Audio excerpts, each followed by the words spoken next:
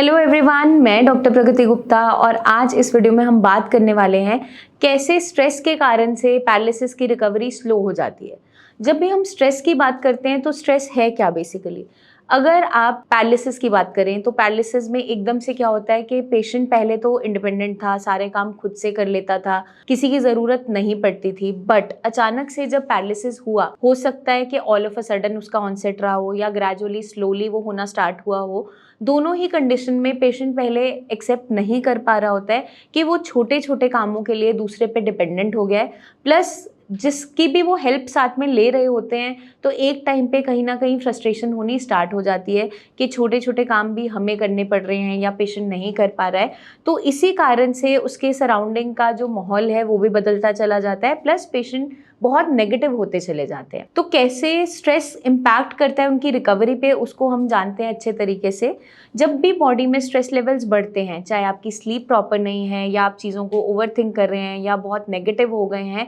दोनों ही कंडीशन के अंदर क्या देखने को मिलता है, बॉडी में कॉर्टिसोल हार्मोन बहुत ज़्यादा बढ़ना स्टार्ट हो जाता है। जब भी कॉर्टिसोल हार्मोन बढ़ना स्टार्ट हो जाता है, या तो एपेटाइट लो हो जाती है या बहुत ज़्यादा भूख लगने लग जाती है, मतलब आपके गट के अंदर डिस्टर्बेंस आनी स्टार्ट हो जाती है, मोशन उतनी अच्छी क्लियर नहीं आ रही होती है, कभी कभार कॉन्स्टिपेशन हो जाएगी, कभी कभार मोशन स्टिकी आएगी, एक बार में गट अच्छे से खाली नहीं हो पाता, जिसके कारण से गैस, ब्लोटिंग और एसिडिटी होना ये सब स्टार्ट हो जाता है और उससे इरिटेबिलिटी और ज़्यादा बढ़ जाती है, क्योंकि ऑलरेडी एक कंडीशन बॉडी में प्रेजेंट है जिसकी वजह से आप चल फिर नहीं पा रहे, डेली रूटीन का काम नहीं कर पा रहे, और उसके साथ ये कॉम्प्लिकेशंस जब ऐड ऑन हो जाती है तो पेशेंट बहुत ज़्यादा इरिटेबल होना स्टार्ट हो जाता है। और जब भी कॉर्टिसोल हार्मोन बॉडी के अंदर बढ़ता है तो बॉडी में इन्फ्लेमेशन होना स्टार्ट हो जाती है, इन्फ्लेमेशन बढ़ जाती है। तो आपके ब्रेन टिश्यू के अंदर भी सेम तरीके से चीज़ें होनी स्टार्ट हो जाती है। जैसे ही कॉर्टिसोल हार्मोन बढ़ता है, आपकी जो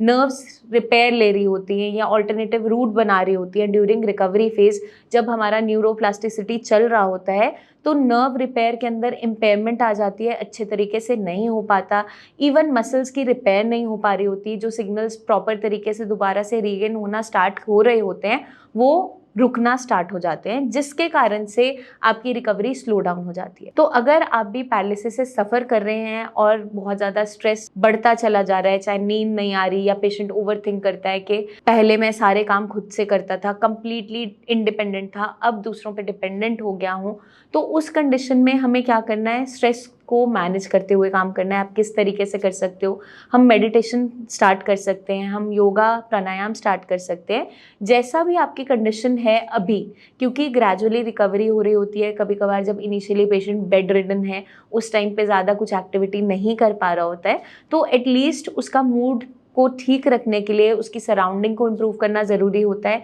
तो फैमिली मेम्बर्स को उसको हमेशा चीयर अप करना है, मोटिवेट करना है, क्योंकि अगर हम इस तरीके से चलेंगे तो जल्दी पेशेंट रिकवर हो जाता है। अगर हम बार बार उसे सिंपैथी दिखाते रहेंगे तो पेशेंट ये सोचता है कि मैं कभी ठीक नहीं हो पाऊंगा। तो आपने उसे सपोर्ट करना है, अच्छे से प्यार से पेशेंस के साथ उसे हैंडल कीजिए। बट जैसे वो थोड़ा थोड़ा रिकवरी की तरफ जा रहे हैं, उठने बैठने लग गए हैं, हल्का हल्का चल रहे हैं, वॉशरूम तक पहुंच रहे हैं, तो उनका थोड़ा थोड़ा मेडिटेशन आप स्टार्ट करवा दीजिए। योगा एक्सरसाइजेज जो हम हल्की फुल्की स्टार्ट कर सकते हैं, जैसे प्राणायाम तो बैठे बैठे पेशेंट कर सकता है, ब्रीदिंग एक्सरसाइज वो आप स्टार्ट करवा दीजिए। साथ में कोई भी उन्हें भजन या सॉन्ग्स पसंद है, म्यूज़िक थेरेपी भी अच्छा रोल प्ले करती है रिकवरी के अंदर और स्ट्रेस को रिलीव करने में मदद करती है, वो हम साथ में ऐड ऑन कर सकते हैं। रात को सोते समय पेशेंट को अगर नींद अच्छे से नहीं आ रही है तो हम हल्का सा उनका ब्राह्मी तेल से हेड मसाज कर सकते हैं, पैर के तलों पे भी मसाज कर सकते हैं, ये स्ट्रेस को रिलीव करने में मदद करता है। इवन जो आपका अश्वगंधा है वो भी बहुत अच्छा रोल प्ले करता है, तो अश्वगंधा के कैप्सूल्स भी आते हैं, पाउडर भी अवेलेबल है, आप दूध में बॉईल करके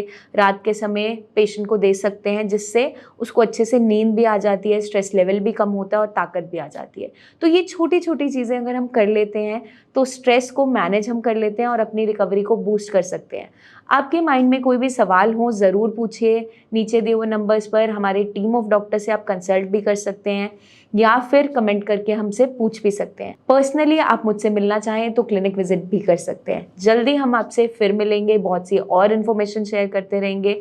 तब तक के लिए अपना खास ध्यान रखिएगा एंड टेक केयर।